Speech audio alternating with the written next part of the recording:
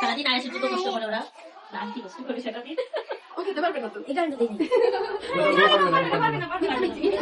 আখির ছেলে আয়াসের জন্মদিনে শেষ সময়ে এ কারা এসে হাজির হলো। তাহলে কি শেষ সময়ে মানবিমান ভুলে আহাদার তিশা এলো আখির ছেলে আয়াসের জন্মদিনে? তাহলে শেষ সময় কি বাবা এসে উপস্থিত হলো তার ছেলের জন্মদিনে?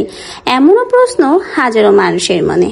কিন্তু দুঃখের বিষয় হলো যে সারাদিন চলে গেলেও আহাদের এই প্রথম জন্মদিনে হাজির হয়নি তার বাবা।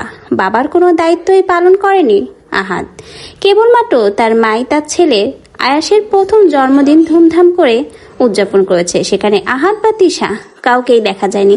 এমনকি এই পর্যন্ত একটা বারও আহাদ তার ছেলেকে জন্মদিনের উইশও করেনি। কিন্তু আহাদ তিশাকে না দেখা গেলেও কিন্তু কাশফিয়া কালেকশনের ওনার মুনাপুকে ঠিকই দেখা গেছে। মুনাপু কিন্তু আয়াসের জন্মদিনে আসতে ভুল করেনি।